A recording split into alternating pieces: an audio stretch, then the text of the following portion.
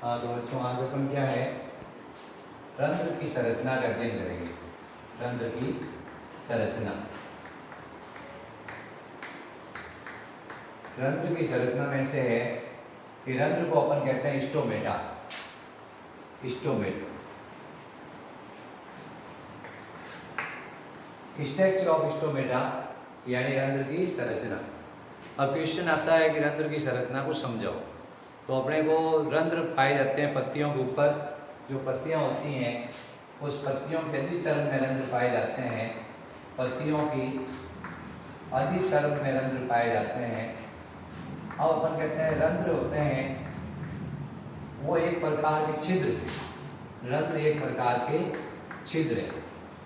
रंध्र की विशेषता है कि रंध्र एक प्रकार का छिद्र है। स्टोमा मतलब होता है पोर। स्टोमा का मतलब होता है पोर, यानी ये पोर लाइक स्ट्रक्चर है। ठीक है, समझ गए बात को। तो रंध्र एक प्रकार का छिद्र है, ये पर्ण की अधिचरण में पाए जाते हैं। फिर उसके बाद नेक्स्ट विशेषता आपको बतानी है। ये अपन ने जैसे बताया ये रंध्र बनाया है।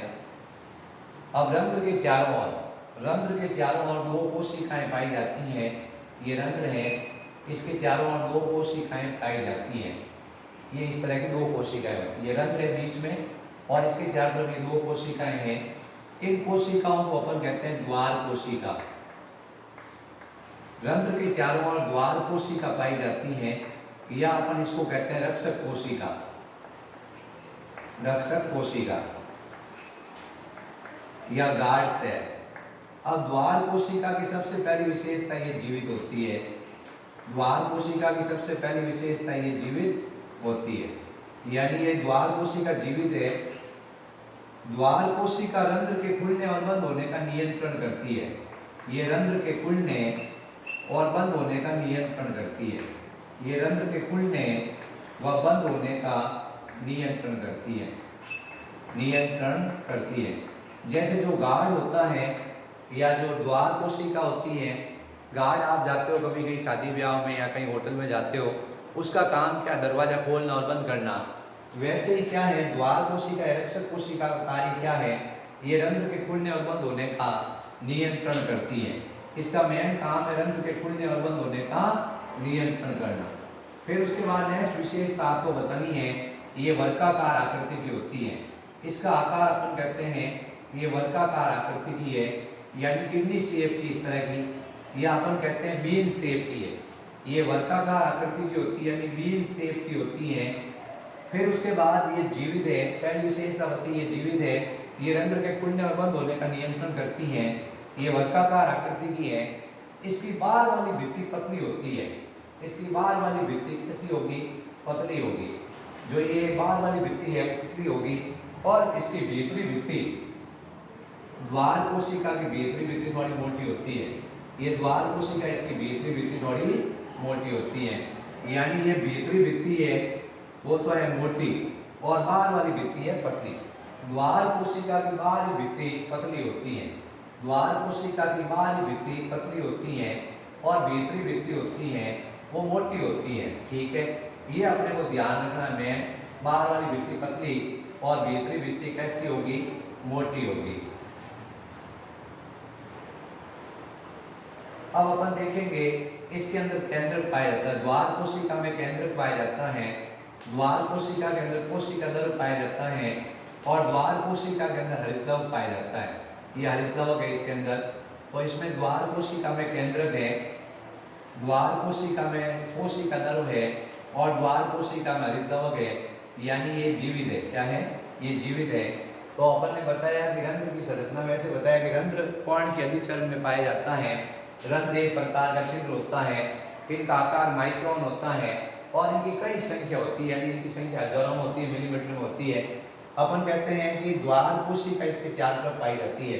रंध्र के चारों तरफ विशेष प्रकार की कोशिकाएं पाई जाती हैं, जिन्हें द्वार कोशिका या रक्षक कोशिका कहते हैं। ये सबसे पहली विशेषता जीवित होती हैं। ये रंध्र के खुलने और बंद होने का नियंत्रण करती हैं। ये वर्गाकार होती है। फिर आप बताओ कि इनकी बाहरी भित्ति पतली है और भीतरी भित्ति कैसी है, मोटी है। इसमें केंद्रक पाया जाता है, इसमें केंद्रक पाया जाता है, इसमें कोशिका द्रव पाया जाता है। और इसमें हरित लवक पाया जाता है। फिर आपको बताना है कि इसके चारों तरफ ये जो द्वार कोशिका है, इसके चारों तरफ कुछ और कोशिकाएं पाई जाती हैं जिनको कहते हैं उपत्वचीय कोशिका या गौण कोशिका या द्वितीय कोशिका। जैसे ये रंध्र देख रहे हैं अपन, तो इस रंध्र के चारों तरफ कुछ विशेष प्रकार की और कोशिकाएं हैं द्वार कोशिका के अलावा। ये द्वार कोशिका संख्या में 2 होती हैं। इसके अलावा और कुछ कोशिकाएं होती हैं, उन कोशिकाओं को अपन कहते हैं गौण कोशिकाएं, या इन कोशिकाओं को कहते हैं द्वितीय कोशिकाएं, या इनको कहते हैं उपत्वचीय कोशिकाएं। तो ये कोशिकाएं इसके साइड में होती हैं। तो ये रंध्र की एक संरचना है। तो रंध्र की जैसे आपसे संरचना पूछी जाएगी तो आपको ये डायग्राम बनाना है। अब मैं इसका एक डायग्राम बनाऊंगा, उस डायग्राम को आप ध्यान से देखना, रंध्र की संरचना समझाओ और उसका चित्र बनाओ, ऐसा क्वेश्चन आता है। तो पत्तियों के द्विचरण में रंध्र पाए जाते हैं। रंध्र एक प्रकार के छिद्र होते हैं। अब अपन कहते हैं स्टोमेटा मीन्स होता है पोल लाइक स्ट्रक्चर। अब अपन देखते हैं इसमें रंध्र एक प्रकार का छिद्र है, ये बीच में रंध्र है, ये प्रकार का छिद्र है। इसके चारों ओर ये 2 कोशिका दिख रही है वर्गाकार आकृति की या सेम के बीच के आकार की। इन कोशिकाओं की विशेषताएं याद करनी है आपको। ये जीवित होती है, ये रंध्र के खुलने और बंद होने का नियंत्रण करती है, ये वर्गाकार आकृति की होती हैं। इनकी बाहर वाली भित्ति पतली और भीतरी भित्ति मोटी होती हैं। इसमें केंद्र कोशिका दल और हरित लवक पाया जाता है। अब ये जो द्वार कोशिका है, 2 है संख्या में, इनके चारों तरफ आपको ये कोशिकाएं दिख रही हैं। इन कोशिकाओं को कहते हैं गौण कोशिका या द्वितीय कोशिका। मैं एक डायग्राम बनाऊंगा, आपको उस डायग्राम को देखना है किस तरह से क्या रंध्र का चित्र है। हाँ, तो मैं रंध्र का चित्र बनाऊंगा बच्चों, आपको उस चित्र को देखना है कैसे बनाना है। सबसे पहले आपको इस तरह से ये बीच में ऐसी संरचना बनानी है, ये रंध्र है। फिर उसके बाद में आपको ये 2 कोशिकाएं बनानी है इस तरह से, ये 2 कोशिकाएं हो गई इस तरह से। तो अपन कह रहे हैं ये 2 कोशिकाएं अपन बना देंगे डायग्राम में, ये 2 कोशिकाएं बनाना।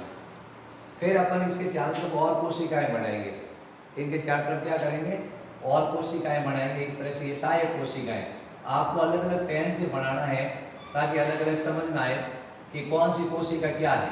तो ये द्वार कोशिका है, ये रक्षक कोशिका है और ये सहायक कोशिका है। ये अपन को ध्यान रखना है। ये इस तरह से डायग्राम आएगा, ये आया। अपन ने सबसे पहले बनाया ये रंध्र, इसको अपन ने नामांकित किया है, ऐसे लिखा रंध्र। फिर अपन इसके चारों तरफ ये कोशिका दल बनाएंगे, ये इस तरह से कोशिका दल। फिर इस कोशिका दल के साथ ये केंद्र बना देंगे इस तरह से, ये केंद्र बना दिया, लिख देंगे केंद्र। और फिर उसके बाद में यहाँ बना देंगे हरित लवक, ये हरित लवक हो गया।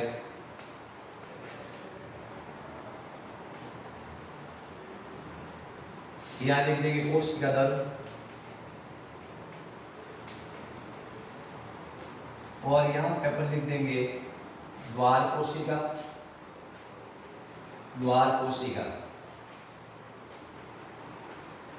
और फिर उसके बाद इनका नाम लिख देंगे सहायक कोशिका या गौण कोशिका, सहायक कोशिका या गौण कोशिका। ये अपना डायग्राम है रंध्र का।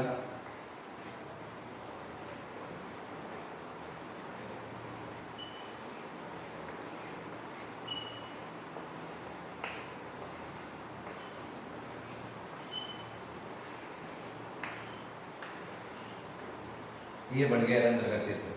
तो इसमें आपको अलग अलग आप चाहो पेन से बनाओगे तो आप और भी अच्छा लिखेगा। और फिर लिखोगे रंध्र की संरचना,